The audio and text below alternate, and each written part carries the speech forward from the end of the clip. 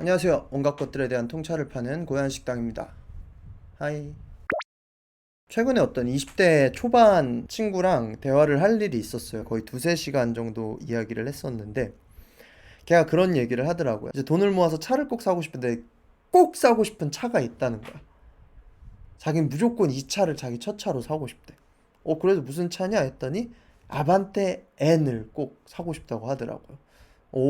특이하잖아요. 아반떼 N을 왜 첫 차로 사고 싶어? 자기가 자동차를 너무 좋아한대요. 그 자동차 문화를 너무 좋아하는데 아반떼 N만큼 우리나라에서 만드는 차가 없기 때문에 그 가격에 그러한 주행 즐거움 뭐 이런 것을 가질 수 있는 차가 없어서 자기는 그걸 꼭 가지고 싶다고 얘기를 하더라고요. 저도 그렇구나 했죠. 근데 얘기해 보니까 이 친구가 차를 좋아하는 수준이 단순히 그냥 나 차 좋아해 운전 좋아해 이 수준이 아닌 거야.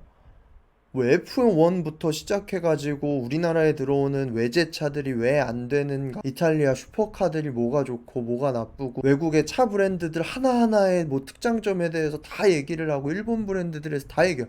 걔랑 뭐 두세 시간 얘기하는데 내가 평생 들었던 자동차 얘기보다 더 많은 이야기를 들었어요. 그러고서 이제 다시 아반떼 N 얘기로 돌아갔지. 네가 그래서 왜 아반떼 N을 사고 싶어 했는지 이제 더 알겠다. 그러니까 걔는 아반떼 N을 사고 싶었던 너무나 명확한 이유가 있더라고요. 나는 이해하지 못하는 이거에 대해 100% 공감을 해줄 수는 없지. 근데 분명히 알겠어. 얘는 왜 아반떼 N을 좋아하고 사고 싶은지. 근데 걔가 이런 얘기를 하는 거야. 아반떼 N을 사고 싶은 이거를 어른들한테 얘기만 하면 다들 그 얘기를 한대.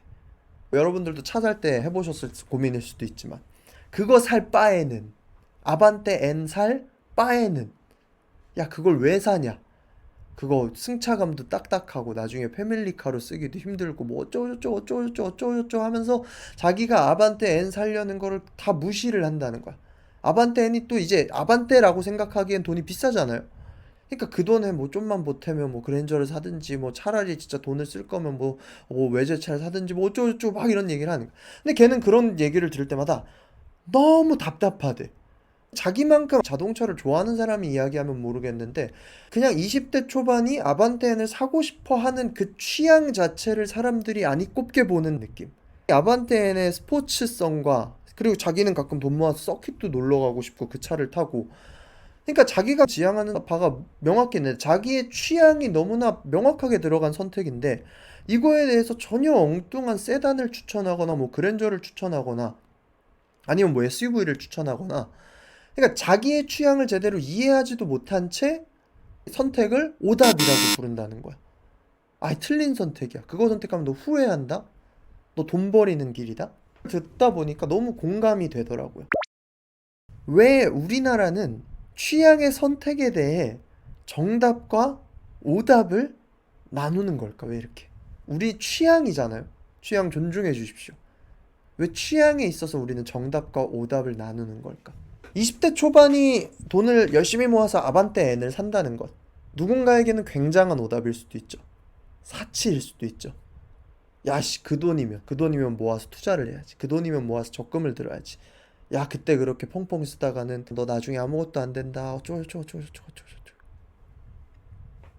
사람들의 머릿속에는 이상적인 삶의 정답이 존재하는 것 같아요.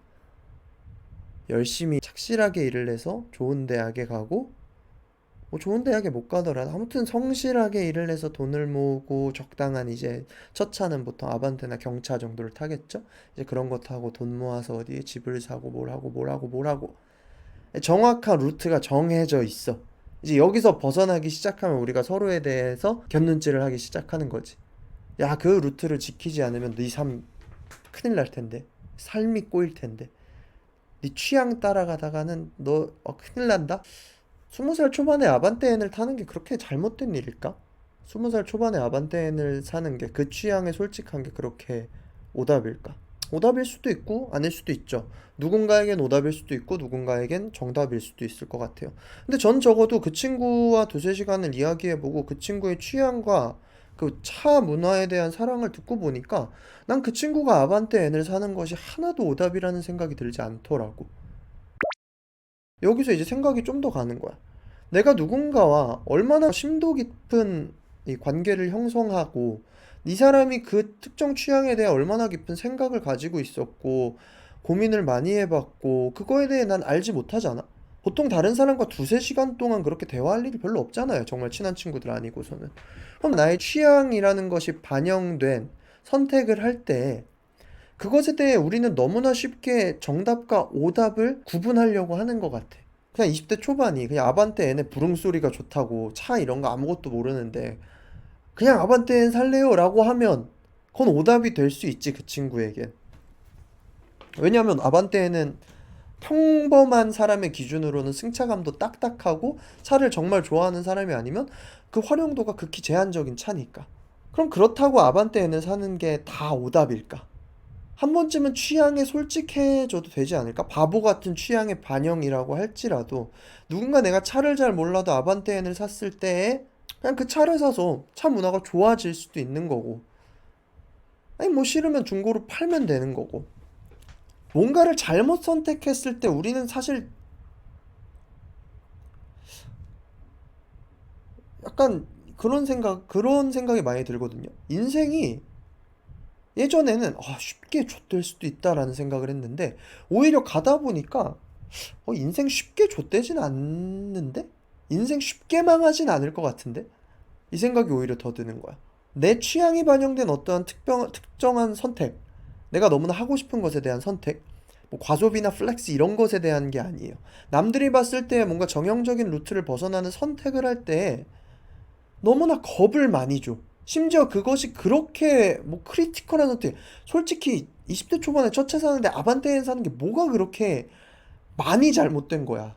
뭐 풀할부를 돌려가지고 진짜 캐피털 같은 데다 돈 끌어다가 1억 2천짜리를 21살이 사고 이거는 정말 바보 같은 시작부터 신용불량자가 되는 멍청한 짓이지만 약간의 오답 속에서 우리는 더 재밌는 지점을 발견할 수도 있고 인생이 어떠한 방향으로 갈지 모르는데 정형화된 루트에서 조금만 벗어나면 우리는 취향에 대해서 취향 존중해주세요라는 게 라면 꼬들면 퍼진면 이 정도에 대해서만 취향 존중을 잘하지 약간만 리스크가 생기면 그 리스크에 대해서 주변에서 그냥 두고 보지를 못하는 것 같아요.